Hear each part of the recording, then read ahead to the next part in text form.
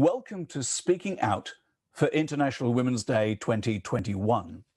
You're about to see a group of women across a spectrum of expertise who speak out professionally, but also enjoy supporting, mentoring, empowering, and inspiring one another. To celebrate International Women's Day, they share some of their thoughts with you about choosing to challenge, the theme this year, and speaking up and speaking out.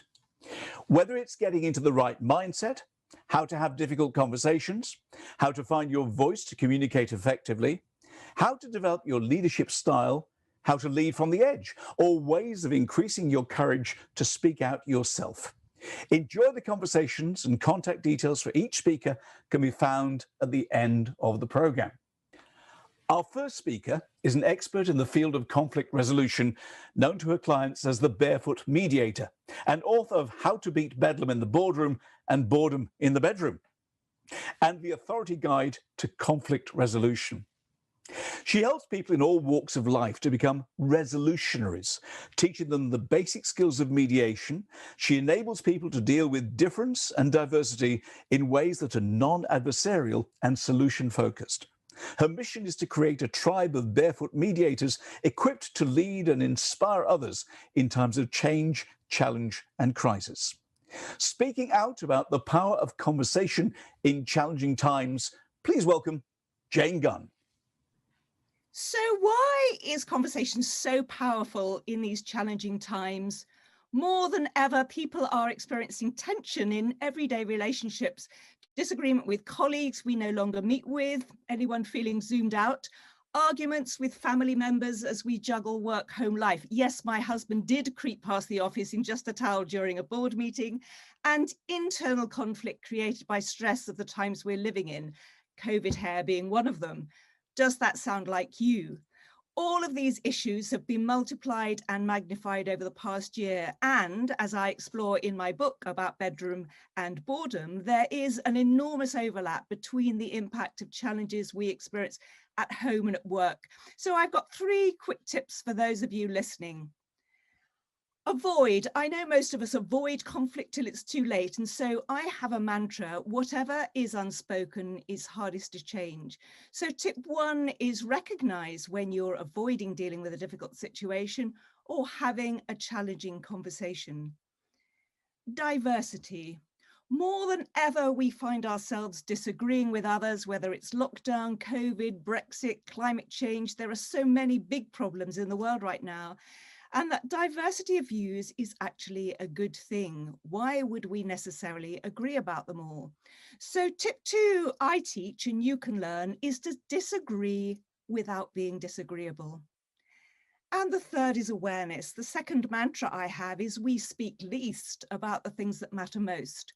So tip 3 is know what matters most to you and why, know what matters most to them and why, and know what matters most to you and why, and find a way to share that information.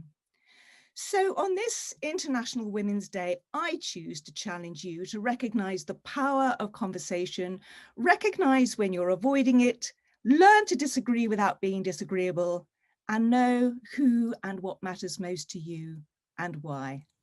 Thank you. Now, please welcome former rally champion, TV presenter, boxer, mountaineer, and multiple marathon runner, and leading authority on mental toughness, Penny Mallory. Hi, everybody. My subject is mental toughness, which I think right now is so important for everybody, because the definition of mental toughness is the ability to manage the stress, the pressure, the challenge, and the chaos of life. And if the last year hasn't given us that, then, I don't know what planet you have been on.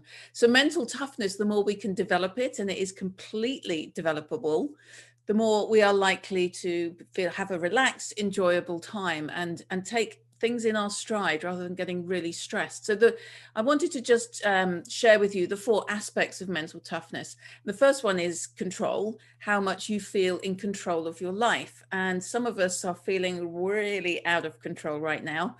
And some of us, actually, the really mentally tough, are feeling really in control, like we are in the driving seat. We choose the destination, the pace we travel. And then, of course, the more you can develop a sense of control over your life, the more likely you are to enjoy life. Interestingly, the second aspect of mental toughness is commitment. And, you know, this is our ability to set a task and to complete a task. And right now, people's level of commitment is, well, for some people really, really high, and for some people incredibly low. But of course, the more committed and conscientious you are, the more you are likely to succeed.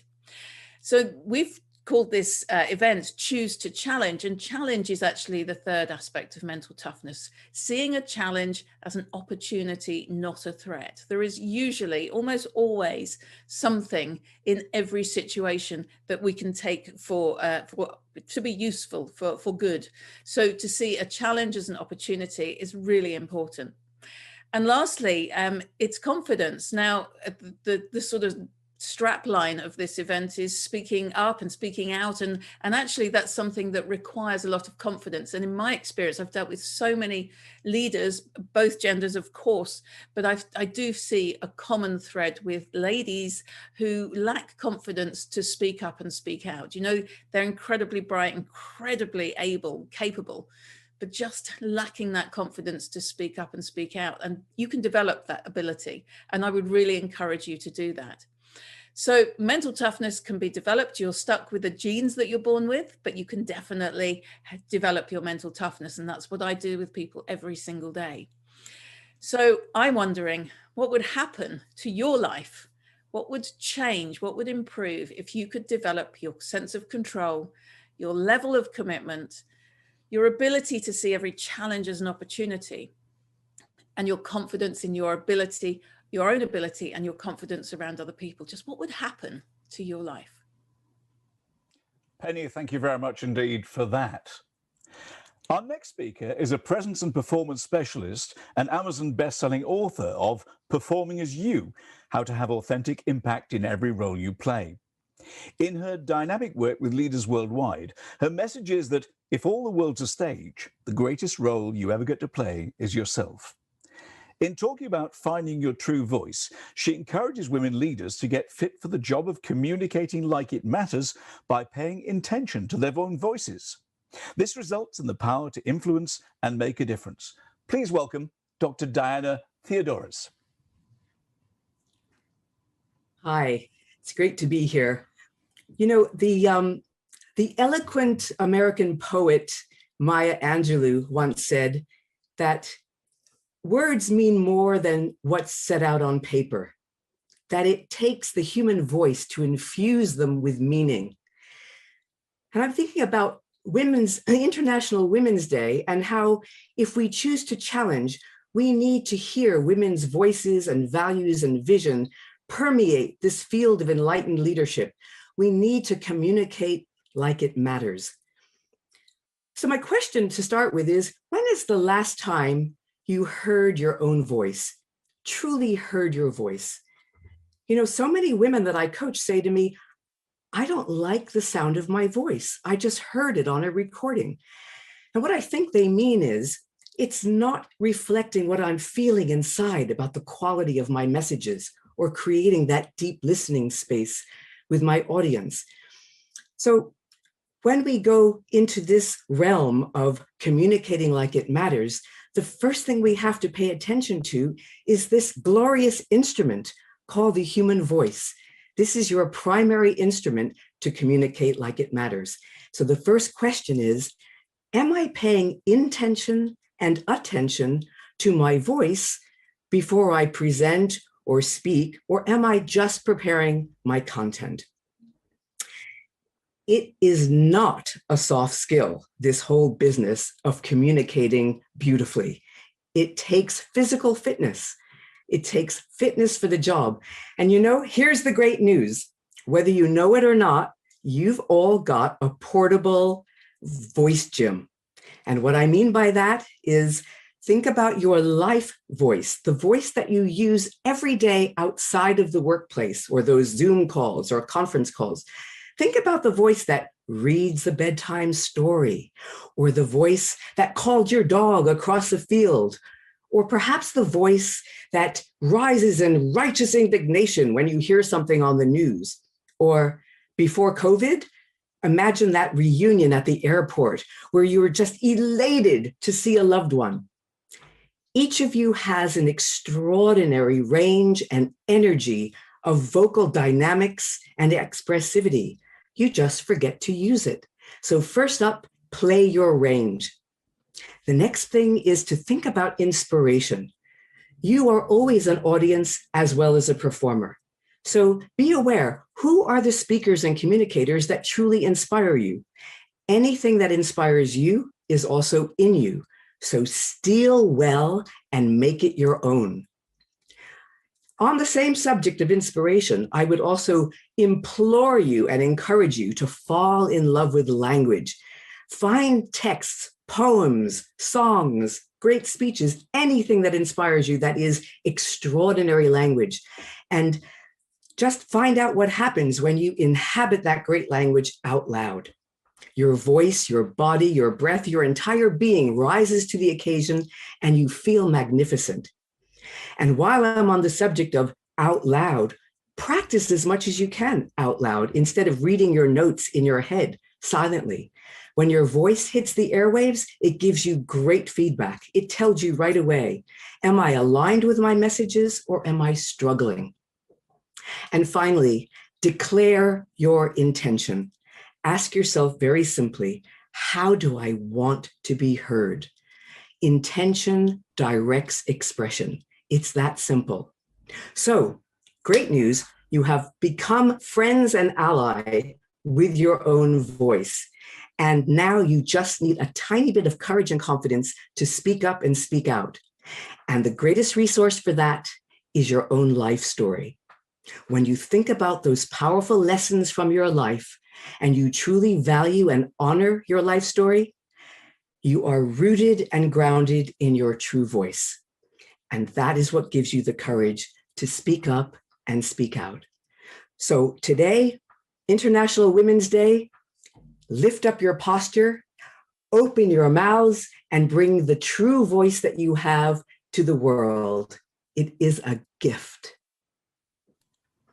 Dr. Diana Theodoros. Up next is a leadership and organizational performance specialist with a background in setting up and running airlines for Richard Branson. She works with companies who are in the midst of change and disruption to help them create their unique version of the Virgin experience by turning their leadership into a competitive advantage. In talking about leading from the edge, she defines the leader's role in creating the future they care about by taking creative, committed, and courageous action. Please welcome Caroline Ravenel. Hi, it's really great to be here. And what I want to start with today, when we think about stepping up and raising our voice to challenge the status quo, is to think about this concept of authority, which I think is something really powerful when it comes to leadership. I think as a leader, we either step into our authority or we don't. And it's also important to have authority in the eyes of others. Because whilst we may think we're a leader because we have the title and we have the badge, if it's not in the eyes of others, if we don't have that authority in the eyes of others, are we really leading? And I think this authority is important because this whole leadership concept, leadership is a creative act. With every conversation, with every interaction, we're co-designing and shaping a future, whether it's a future we want or a future we don't want, with those that we are in communication with. And then we're taking action to bring that future to bear. And by action, we think necessarily it's about doing something, but from a leadership perspective, it's also about the action that we create in others, the momentum that we create in others, the mood and the energy. So we're generating our own kind of action and action in others when we are in this authority space. And also when we think about action, this future that we're creating is not necessarily out there somewhere. It's in every interaction, it's in every moment, it's blossoming in everything that we do. So from a leadership point of view, I really think that leadership is not about a bunch of concepts. It's actually a practice. It's actually a performance art.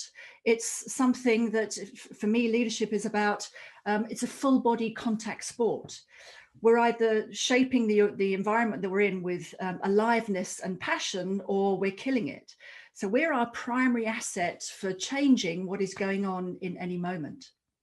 So when it comes to challenging and stepping into that authority, I mean, organizations are a breeding ground for difference and potential conflict. And it's easy for us to shrink back or find ourselves reacting in ways that necessarily don't create the future that we want, perhaps repeating patterns of the past which lead us down a route of conflict. So one of the ways that I've found that is really useful when we're trying to speak up and create the future that we care about is to ask this very powerful question: for the sake of what am I doing this? What do I care about in this moment? What am I creating? Do I care about creating value and satisfaction and meaning in accordance with the people that I'm working with? And am I committed to taking action to bring that about? Because quite often what we care about is not something that we're necessarily committed to doing. I care about creating New Year's resolutions, but I'm not really committed to that. So sometimes we could be committed to playing safe or being right rather than actually shaping something that we really want. So on this International Women's Day, I think the future is always being created. We're always creating a future. There is always a future that is happening for us. So let's make it a future that we choose to have rather than something that we just have to live with. Our next speaker is the author of the best-selling book, Virtual Leadership: Practical Strategies for Getting the Best Out of Virtual Work and Virtual Teams. Her next book comes out in July, Making Workshops Work: Creative Collaboration for Our Time. She works with organizations and individuals to turn tricky projects from a hard slog to creative collaboration, whether teams are together in person, virtual, or hybrid. She literally wrote the book on creative collaboration. Please welcome Dr. Penny Pullen. Thank you. The old ways of working that have been going down the centuries for thousands of years of patriarchy are really all about directive leadership, command and control. Think of that poem about the Charge of the Light Brigade, the people who are following the leader. Theirs not to question why, theirs just to do and die. In this session, I'm going to talk about an alternative, how we can choose to challenge the way things have been done for thousands of years and switch over to a very different way of leading. New ways of working are emerging. Things like servant leadership and facilitated leadership. And it's been fascinating in these COVID times to see how the old ways of leading just don't cut it anymore. When you go from having people in the same place to having people scattered out over, well, not necessarily over vast distances, but scattered, not in the same place. You have to work with a network and lead a dispersed network, and things are very different. Being more facilitative, acting as a servant leader makes a lot of difference. And as Caroline said, leadership is a practice. We need to tap into the energy of everybody to deliver those tricky things that we're called to do, those tricky projects and challenges. We should switch to focusing on drawing on the diversity of people we work with. As Jane mentioned, bringing in everyone's talents and insights is not always easy, but it's definitely worth it. We should step up to this mental challenge, as Penny Mallory told us, and use our voice as Diana implored us to speak up and speak out, and also to encourage others in our teams to do the same. It's about being human, not being perfect, but working together to change the future. So remember, in these challenging times, working together doesn't have to be a slog. It can be creative, it can be collaborative, and it can be fun. So my hope for all of us is that the lasting legacy of these lockdown times, can be our own new levels of leadership that we've found as women and men. Dr. Penny Pullen, thank you very much indeed. We hope you've enjoyed Speaking Out for International Women's Day 2021, and we hope it's inspired you to think differently and choose to challenge yourself. Our speakers would love to hear from you. Their contact details are on screen right now. Thank you for joining us.